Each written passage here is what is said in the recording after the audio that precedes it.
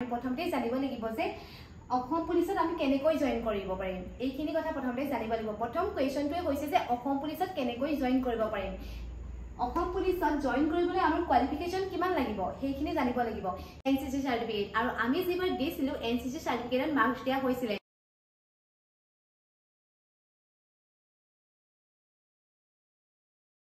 নমস্কাৰ মই পৰিস্মিতা হয়কে আপোনালোক সকলোকে মোৰ নতুন এটা ভিডিঅলৈ স্বাগতম জনাইছো আশা কৰিছো আপোনালোক সকলো ভালে আছে আৰু কুশলে আছে লগতে মই ভালে আছো তো আজিৰ ভিডিঅটোৰ কোনো ধৰণৰ ব্লগ দিয়া নাই তো আজিৰ ভিডিঅটো তেওঁলোকৰ কাৰণে বনাইছো যি সকলে অসম পুলিচৰ কাৰণে ৰানিং কৰি আছে বা প্ৰিপাৰেচন কৰি আছে তেওঁলোকৰ কাৰণে আজিৰ এই ভিডিঅটো বহুত বেছি ইম্পৰ্টেন্ট হয়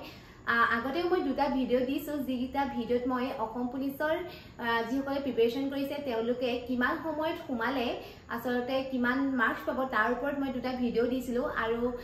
আপোনালোকে বহুতে মোক সেই ভিডিও কিটাত বহুত মৰম দিছে মানে আপোনালোকে বহুতে চাইছে আৰু মই ভাবো তেওঁলোকে এই দুটা ভিডিও চাই পিনি বহুত বেছি লাভান্বিত হৈছে তো আজিৰ ভিডিওটো আপোনালোকৰ কাৰণে বনাইছো এতিয়া সময় হৈছে 11টা বাজিছে ৰাতি মই 10টা লৈকে ডিউটি কৰি আহি পিনি আপোনালোকৰ কাৰণে ভিডিও বনাব আহিছো এইটোৱে ভাবি ভিডিও বনাব খুজিছো যে আপোনালোকে এই ইনফৰমেশনখিনি আসলতে জানিব লাগে কাৰণ এইখিনি জনাৰ পাছতে আপোনালোকে নিজকে এজন অসম আৰক্ষী বিষয়া হিচাপে সমাজত স্বীকৃতি দিব পাৰিব আৰু বহুতেই নাজানে যে অসম পুলিচত জয়েন হ'বৰ কাৰণে আসলতে আমি কি কৰিব লাগিব বহুতেই ভাবে যে অসম পুলিচত জয়েন হ'বৰ কাৰণে আমি বহুত বেছি পঢ়িব লাগিব আমি বিএ পাছ হ'ব লাগিব এনেকৈ বুলি বহুতে ভাবে তাৰ কাৰণে মানে যাৰ হেৰিয়ত মানে তেওঁলোকে এপ্লাই কৰিবলৈ থাকি যায় তেওঁলোকে পাছ কৰিছে এইচএস পাছ কৰিছে কিন্তু গম নেপাইছে অসম পুলিচত জয়েন হ'বৰ কাৰণে এইচএসএলসি পাছ হ'লেই হয় বুলি কিন্তু সেইটো ভুলতে আসলতে বহুতেই অসম পুলিচত এপ্লাই নকৰিলে বা কৰা নাই এইখিনি ইনফৰমেশন আজি মই এই ভিডিওটোত জনাম আপোনালোকে যদি অসম পুলিচত জয়েন হ'ব বিচাৰে নিজকে অসম পুলিচ বিষয়া হিচাপে স্বীকৃতি দিব বিচাৰে তেন্তে এইকেইটা কথা আসলতে আমি প্ৰথমতেই জানিব লাগিব কাৰণ এইকেইটা কথা নজনাকে আমি কেতিয়াও নিজকে অসম পুলিচ বিষয়া হিচাপে স্বীকৃতি দিব নোৱাৰিম অসম পুলিচ বিষয়া হ'বৰ কাৰণে আমি প্ৰথমতেই জানিব লাগিব যে অসম পুলিচত আমি কেনেকৈ জয়েন কৰিব পাৰিম এইখিনি কথা প্ৰথমতে জানিব লাগিব প্ৰথম কোৱেশ্চনটোৱে হৈছে যে অসম পুলিচত কেনেকৈ জয়েন কৰিব পাৰিম অসম পুলিচত জয়েন কৰিবলৈ আমাৰ কোৱালিফিকেশন কিমান লাগিব সেইখিনি জানিব লাগিব কাৰণ বহুতেই ভাবে যে অসম পুলিচত জয়েন হ'বৰ কাৰণে বহুত বেছি এডুকেশন লাগিব হায়াৰ এডুকেশন লাগিব বুলি ভাবে কিন্তু আমি নাজানো যে এইচএসএলসি পাছ কৰিব মানে কৰিলেই যে অসম পুলিচত জয়েন হ'ব পাৰে তাৰপিছত আছে অসম পুলিচত জয়েন কৰিবলৈ হাইট কিমান লাগিব কাৰণ প্ৰথম আমি এইটো জানিব লাগিব যে অসম পুলিচত জয়েন কৰিবলৈ আমাৰ হাইটটো কিমান লাগিব কাৰণ যদিহে আপুনি সেই হাইটটোতকৈ কম হয় তেন্তে আপোনালোকে যিখিনি প্ৰিপাৰেচন কৰি আছে সেইখিনি আপোনালোকৰ অথলে যাব সেইটো কাৰণে প্ৰথমতে নিজৰ হাইটটো চাই পিনি আপোনালোকে প্ৰিপাৰেচন কৰিব লাগিব কাৰণ আপোনালোকে ভাবি আছে যে হাইটটো মোৰ আছে মই অসম পুলিচত যামেই কিন্তু নাজানে যে হাইটটো আপোনাৰ কমি আছে বাৰু মই ভালদৰে কৈ আছো হাইট কিমান লাগিব তাৰপিছত এক্সট্ৰা কোৱালিফিকেশন লাগে নেকি এইটো জানিব লাগিব তো ইয়াৰ এক্সাম বিলাক কেনেকুৱা ধৰণৰ হয় অসম পুলিচত আমি জয়েন হ'বৰ কাৰণে এপ্লাই কৰাৰ পাছত তাৰ এক্সাম বিলাক কেনেকুৱা ধৰণৰ হয় সেই সকলোবিলাক আজি এই ভিডিঅ'টোতে আপোনালোকে পাই যাব আৰু কিমান মাৰ্কস থাকে আসলতে অসম পুলিচৰ এই এক্সাম বিলাকত মাৰ্কস কিমান থাকে এনসিসি সাৰ্টিফিকেটৰ কাম আছে নে এই সকলোবিলাক কুৱেশ্যনৰ এতিয়া মই আনসাৰ আপোনালোকক দি আছো আপোনালোকে ভিডিঅ'টো স্কিপ নকৰাকৈ একেবাৰে শেষলৈকে চাব এতিয়া আহিছে আপোনালোকৰ সবতকৈ ইম্পৰ্টেন্ট ইনফৰমেশনটো জনাবৰ কাৰণে আপোনালোকে অসম পুলিচত জয়েন হ'বৰ কাৰণে আপোনালোকৰ এডুকেশন কোৱালিফিকেশন কিমান লাগিব আপুনি যদিহে এইচএসএলসি পাছ আৰু আপোনাৰ 18 বছৰ হৈ গৈছে তেন্তে আপুনি এবি কনষ্টেবলৰ কাৰণে এপ্লাই কৰিব পাৰিব কিন্তু 18 বছৰ হ'ব লাগিব আৰু আপোনালোকে যদিহে এইচএস পাছ মানে আপুনি হাই সেকেন্ডাৰী পাছ কৰিলে তেন্তে আপোনালোকে ইউবি কনষ্টেবলৰ কাৰণে এপ্লাই কৰিব পাৰিব আৰু যদিহে আপুনি ডিগ্ৰী কমপ্লিট কৰিছে মানে বিএ কমপ্লিট কৰিছে তেন্তে আপুনি এসআই কাৰণে মানে এপ্লাই কৰিব পাৰিব গতিকে আপোনালোকে গম পালে যে এডুকেশনৰ যিখিনি কোৱালিফিকেশন লাগে আসলতে আমি এইচএসএলসি পাছ কৰিলে আমি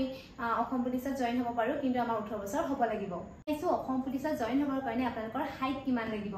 আপুনি যদিহে ছোৱালী হয় তেন্তে আৰু আপুনি ওবিসি বা জেনেৰেল বা এমওবিসি হয় তেন্তে আপোনালোকৰ হাইট লাগিব 154.94 সেন্টিমিটাৰ আপোনালোকে ইমানখিনি হ'লেহে আপোনালোকে অসম পুলিচত জয়েন হ'ব পাৰিব তাতকৈ যদি আপোনালোকে কম হয় তেন্তে আপুনি অসম পুলিচত জয়েন কৰিব নোৱাৰিব মানে মেডিকেলত আপোনালোকৰ উলিয়াই দিয়া হ'ব আৰু এসটি পি আৰু এসটি এইচৰ কাৰণে ছোৱালীৰ হাইট লাগিব 152.40 সেন্টিমিটাৰ ইমান সেন্টিমিটাৰ হ'লেহে আপোনালোকে ৰানিং কৰিবলৈ দিয়া হ'ব আৰু ল'ৰাখিনিৰ জেনেৰেল আৰু ওবিসি এমওবিসি কাৰণে লাগিব 162.56 সেন্টিমিটাৰ আৰু STP আৰু STH ৰ কাৰণে 160.06 সেন্টিমিটাৰ লাগিব আৰু এইখিনি হাইট থাকিলেহে আসলতে আপুনি অসম পুলিচত জয়েন হ'ব পাৰিব নহলে আপোনাক মেডিকেলত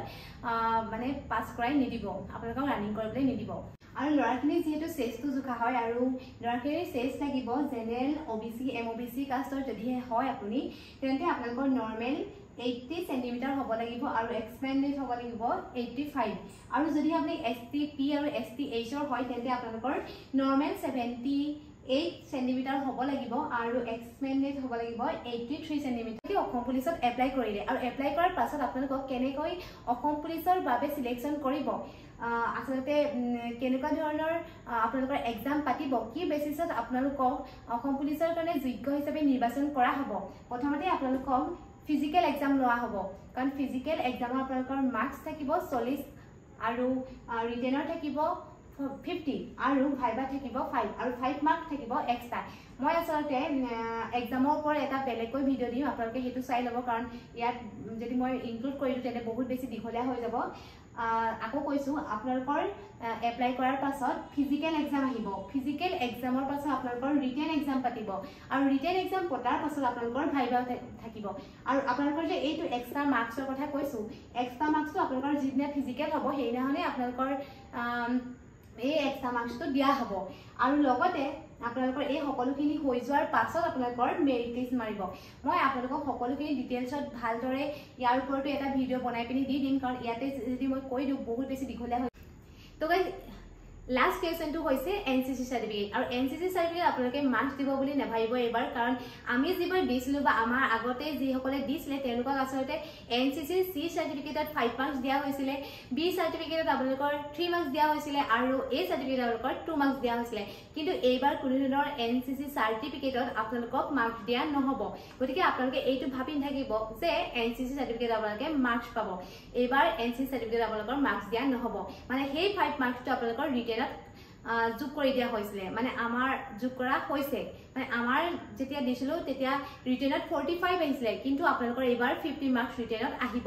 আৰু এই সকলোখিনি ভিডিও আকত মই আপোনালোকক জনাই দিলো আজি ভিডিওটো ইমানতে শেষ কৰিছো আৰু আশা কৰো আপোনালোকে এই ভিডিওটো চাই বহুত বেছি ইনফৰমেশন পালে আৰু এই ভিডিওটো আপোনালোকৰ কাৰণে বহুত বেছি ইম্পৰ্টেন্ট যি সকলে অসম পুলিচত জয়েন হম বুলি ভাবি আছে কিন্তু নাজানে যে তেওঁলোকৰ কি কৰিব লাগিব সেই সকলক আপোনালোকে এই ভিডিওটো শেয়াৰ কৰিব আৰু আপোনালোকে যদি হে কোনোবা মা দেউতা বা কোনোবাই চাই আছে তেন্তে এই ভিডিওটো আপোনালোকে তেওঁলোকক শেয়াৰ কৰিব কাৰণ বহুত বেছি হেল্পফুল হ'ব আৰু এতিয়া সময় 12টা বাজিলেগে মই ডিউটিৰ পৰা 10টাতে আহিছিলো যেহেতু 10টাৰ পৰা আপোনালোকৰ কাৰণে ভিডিও বনাওতে 12টা বাজিলেগে তো মই যদি কষ্ট কৰিব পাৰো আপোনালোকৰ কাৰণে আপোনালোকে নিজৰ কাৰণে কিয় কষ্ট কৰিব নোৱাৰিব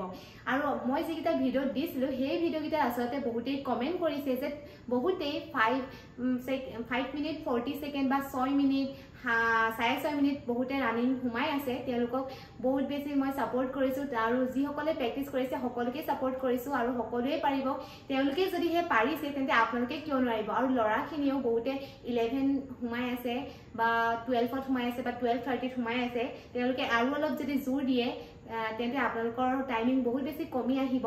11 জিটাই মাৰি আছে তেওঁলোকে যদি হে পাৰে আপোনালোকেনো কিয় নোৱাৰিব তেওঁলোকো আপোনালোকৰ দৰে মানুহে হয় তেওঁলোকৰো দুটা ঠেং আছে দুটা হাত আছে গতিকে আপোনালোকৰো আছে গতিকে আপোনালোকেও পাৰিব মুঠতে আপোনালোকে নিজৰ মনটো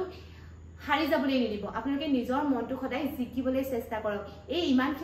ইমানবোৰ চাকৰিৰ ভিতৰত আপোনালোকৰ কাৰণে এটা পোষ্ট মানে আপোনালোকে বন্দি কৰি লওক এটা চাকৰি মই লমেই বুলি ভাবি লওক আৰু তেতিয়া তেনেকৈ যদি আপোনালোকে প্ৰেক্টিস কৰে তেন্তে আপোনালোকে নিশ্চয় এদিন সফল হ'বই মানে এইবাৰ সফল হ'বই তো আজি ভিডিওটো কেনেকুৱা পালে প্লিজ জনাব আৰু সাবস্ক্ৰাইব কৰি দিব মোৰ চেনেলটো আৰু আপোনালোকৰ আশীৰ্বাদত আৰু মৰমত মোৰ চেনেলটোৱে যোৱা 6 জুলাইত 5000 কমপ্লিট কৰিলে তো মই বহুত বেছি সুখী আৰু আপোনালোকৰ কাৰণে এনেকৈ ভিডিও বনাই যাম আপোনালোকে মোক সাপোৰ্ট কৰি যাব জয় হিন্দ আৰু গুড নাইট